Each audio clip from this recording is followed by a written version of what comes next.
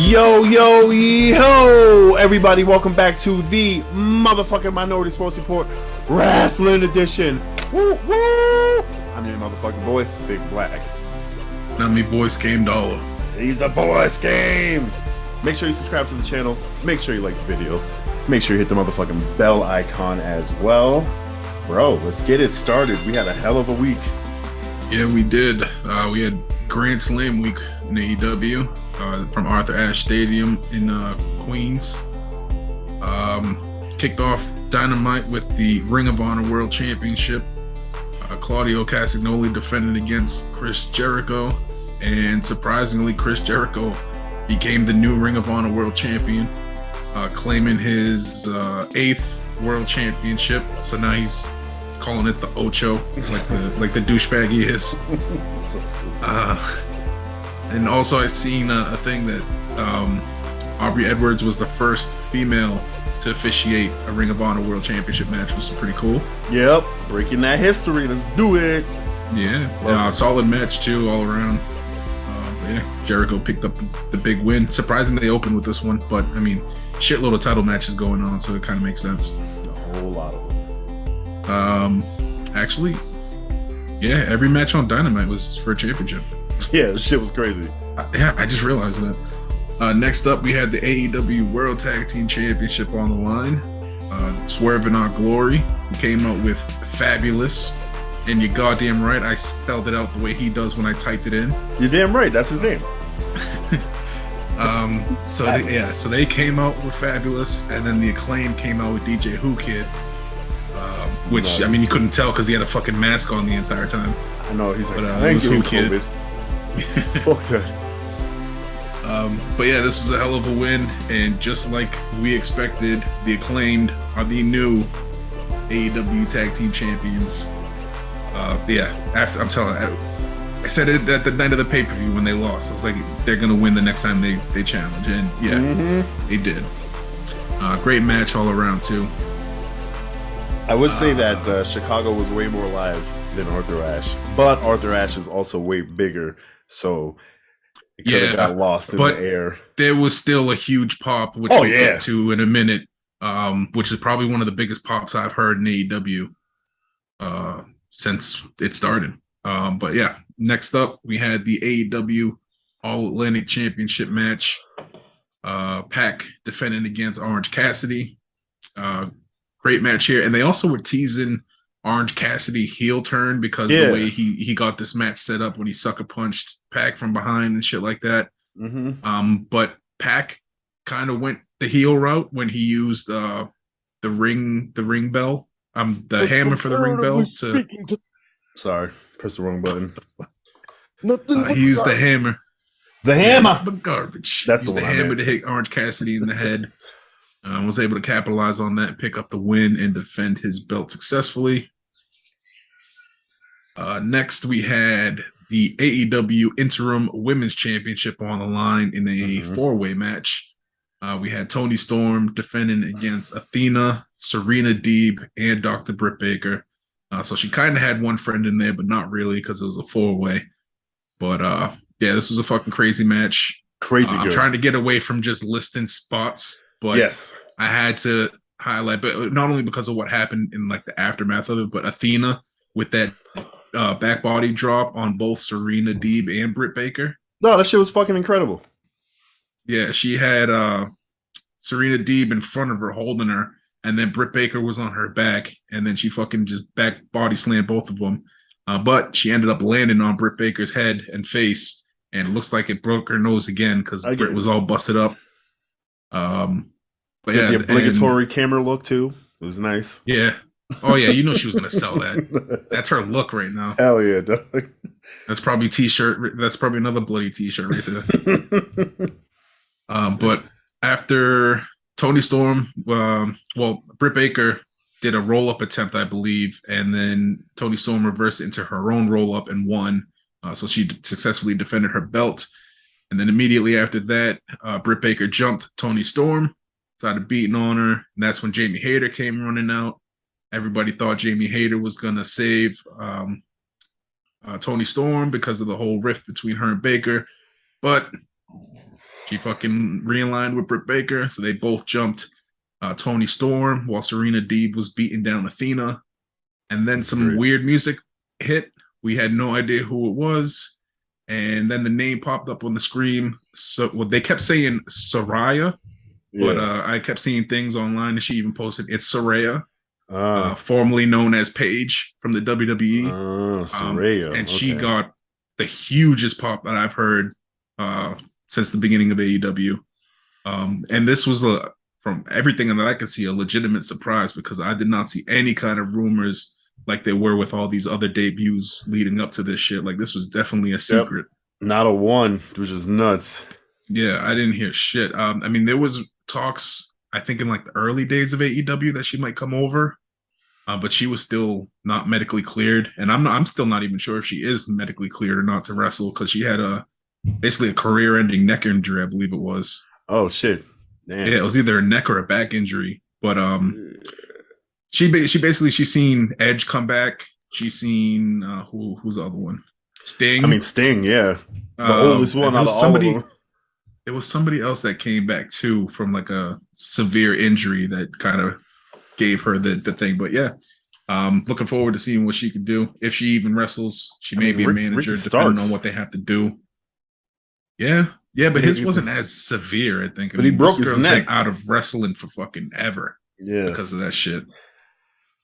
But yeah, and also I noticed the song they used was I forgot the name of no, I forgot the name of the band. But whatever the band is that does her song, I guess her boyfriend is the lead singer of that band. So that's how they were able to get the rights to that song. Nice. But yeah, so huge pop for Saraya, and we'll see what happens there. Young Rhea. Main events of Dynamite. We had the Grand Slam Tournament of Champions finals. That's for the AEW World Championship since CM Punk got stripped. They had this little mini tournament of previous champions. John Moxley, Bryan Danielson in the main event. And this one could have went either way. Either one would have been a cool champ. But John Moxley picked up the win over his stablemate, Bryan Danielson, in kind of a half technical, half brawl, half chop the shit out of you match. Always with Bryan. Yeah. Great fucking match there with William Regal's boys. And then jumping into Rampage, which was not live. They taped both hours of Rampage, 2-hour special of Rampage, got taped immediately after Dynamite. So everybody at Arthur Ashe had a long wrestling night. But worth it. They kicked this one off. Yeah, because it was 4 hours of the two shows, and then they taped Dark and Elevation beforehand. Yeah. So that's a good 5 hours of wrestling right there. Mm-hmm. But yeah, so kicking off Rampage, we had Sting and Darby Allin taking on what's left of the House of Black. Since Malachi Black is kind of gone, we think. Yeah. And all the rumors are saying that Buddy Matthews is next. Yep, I saw that too. But from what I've seen, he posted something on, I don't know if it was Instagram or Twitter. He posted like a GIF from Seinfeld where somebody used to like fake news or whatever it was, something fake. So we'll see if he actually leaves. But Brody King posted something from The Wolf of Wall Street where Leonardo DiCaprio said, "I'm not leaving." Remember that scene? I actually never seen that. He posted, that movie. Oh, that's a great fucking movie. But he posted that GIF, so we know Brody King ain't fucking going anywhere. I was knee deep in college in this match. Oh yeah, true. But yeah, so Sting, Darby Allin taking on House of Black.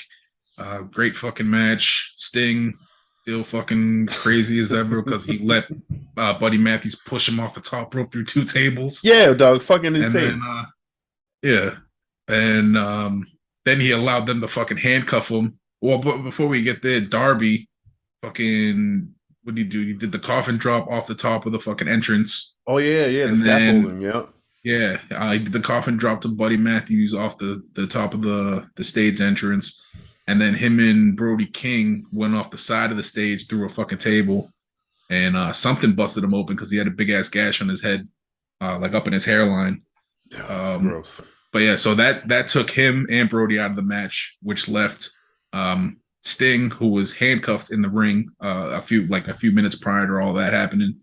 Buddy Matthews ended up going back to the ring and went to start trying to fuck up Sting, but Sting's crazy ass was handcuffed, hands behind his back, sitting in a steel chair, laughing at this man.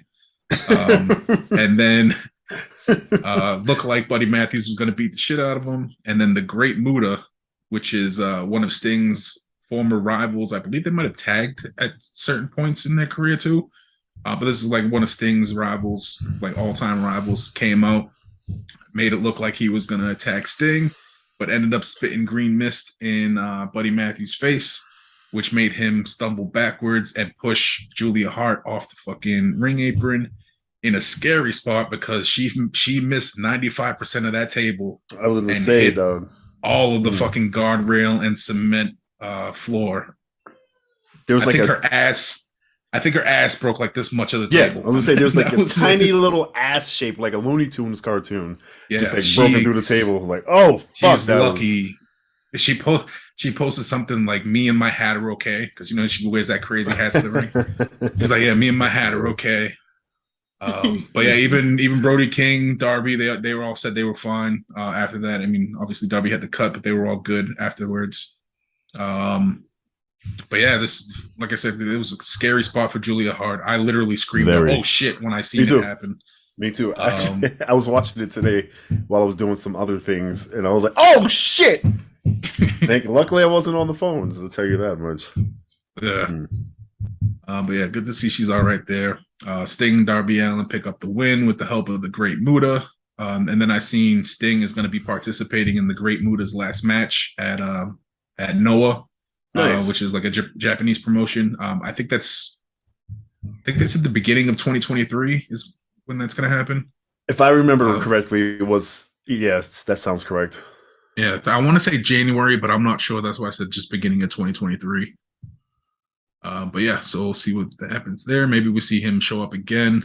But next we had Hook and the debut of Action Bronson taking on the team of Matt Menard and Angelo Parker from the Jericho Appreciation Society.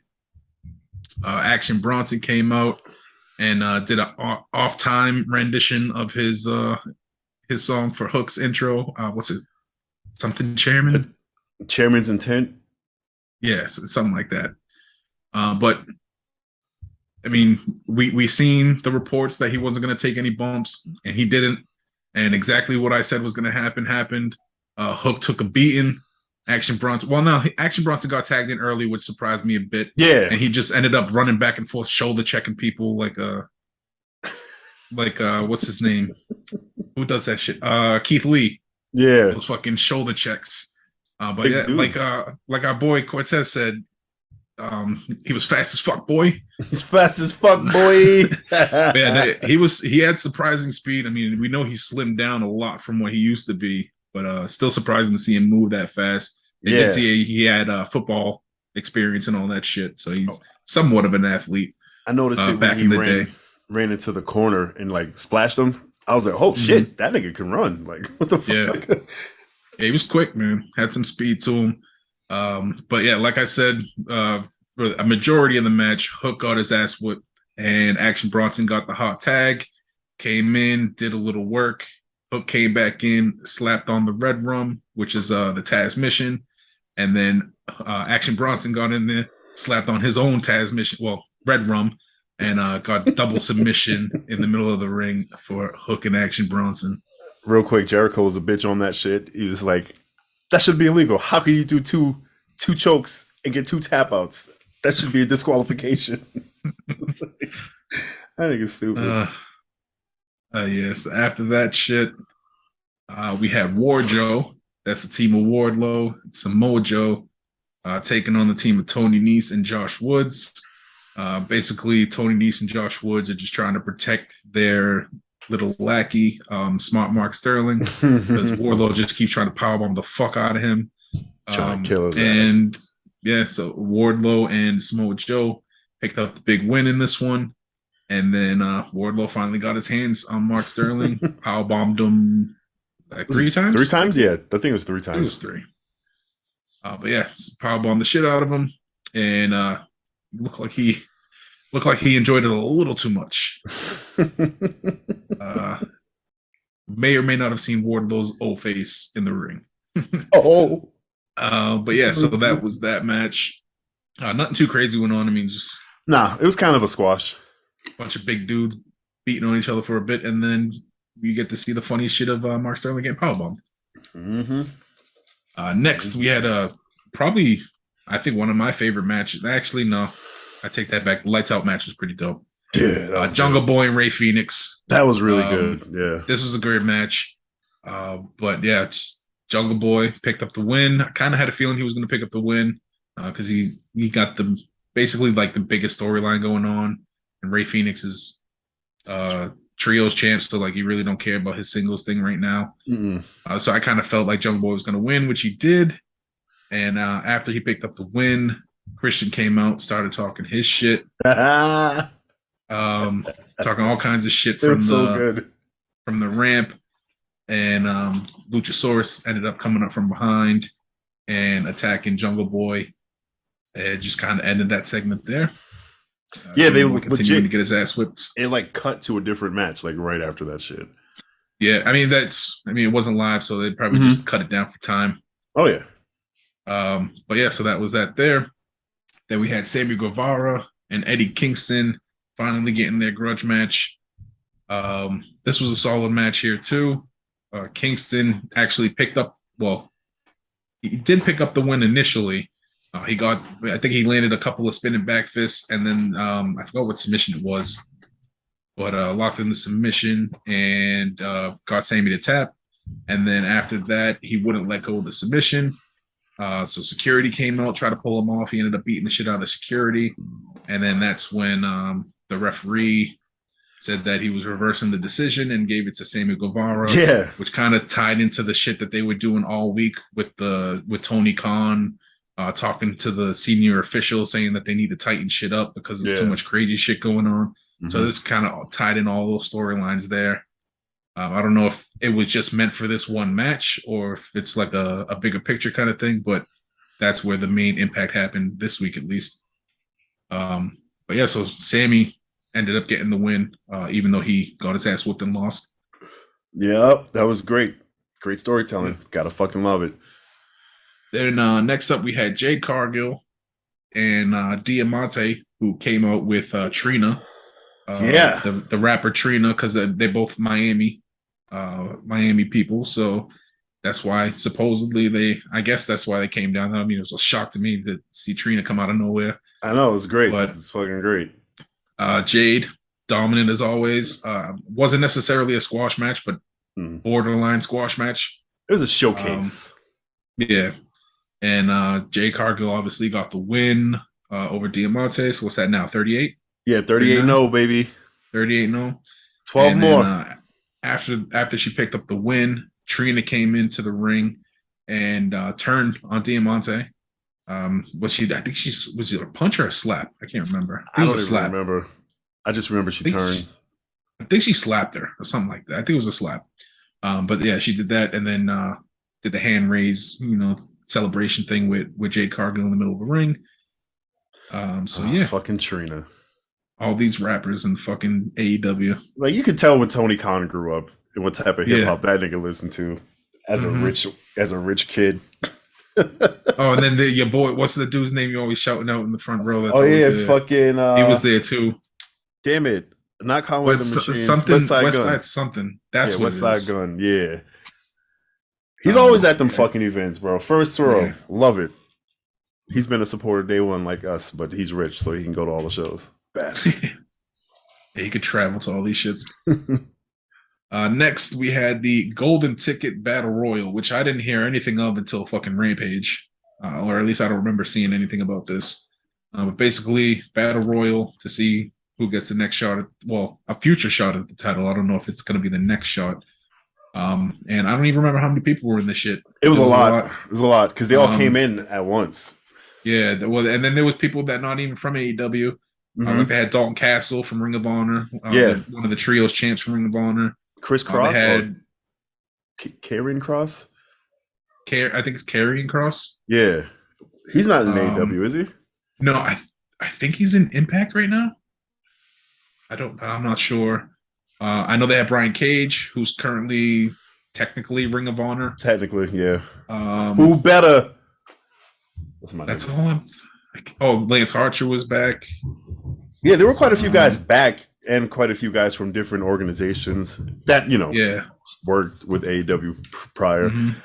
But yeah, even like Private Party was in that shit. Like we haven't seen them in fucking forever. Oh yeah, Private Party, and Matt Hardy had a little mini reunion before they got eliminated.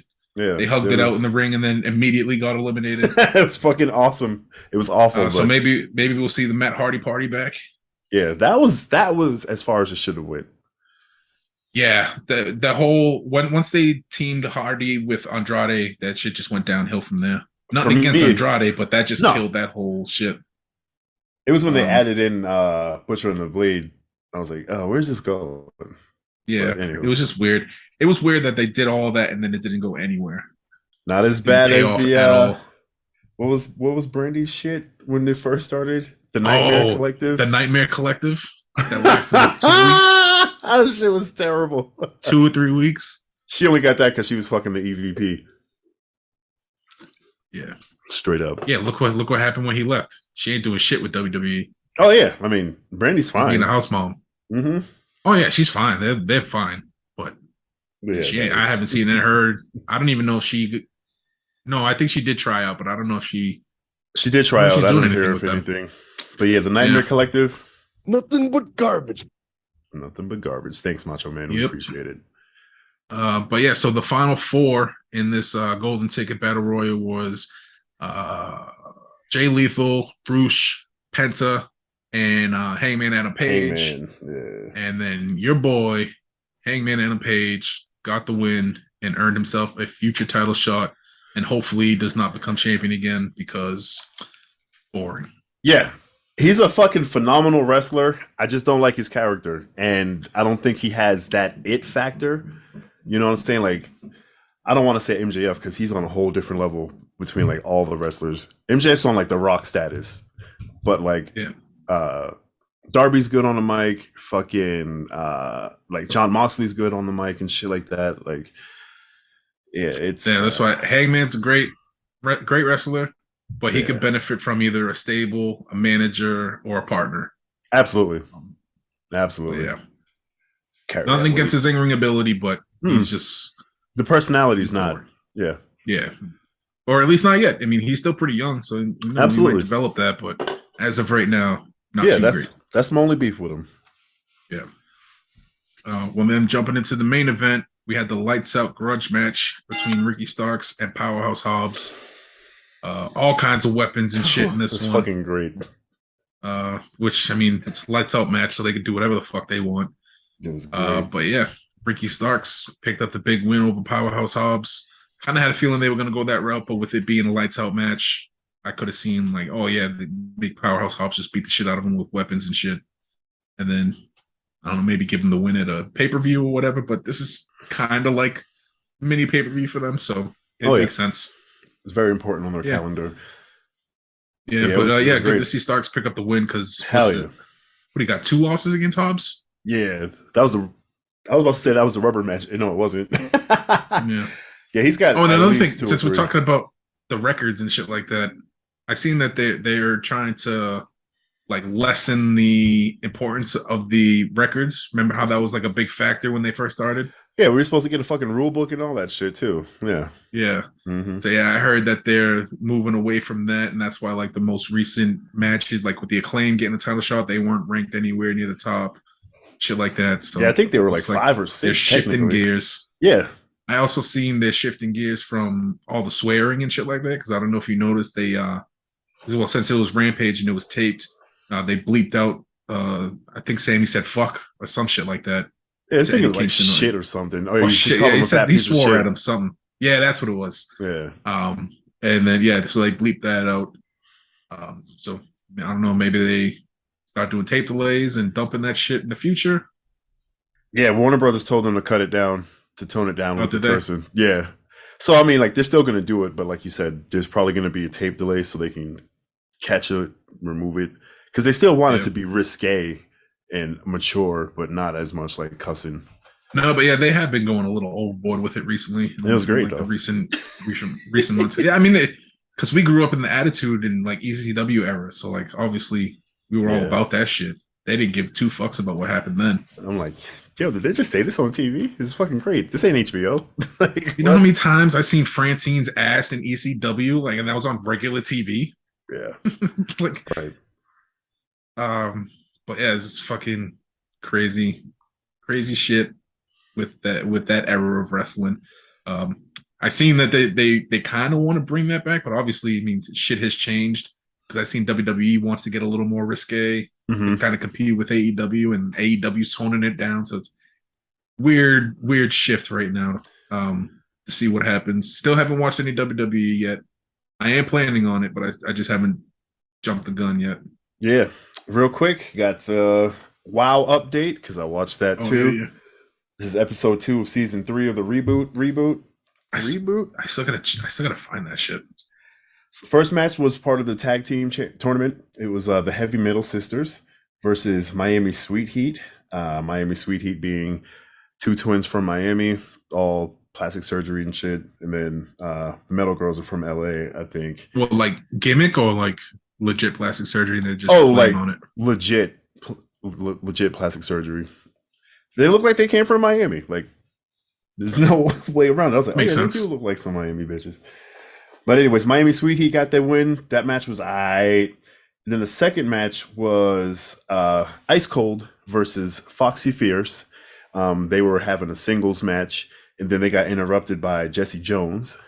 And she was like, yo, I'm the current tag team champion. And they were like, well, your partner left for fucking family reasons. So that's why we're having a tournament. Jones, that's not fair. She's a superhero. Jessie. You stupid fucking asshole.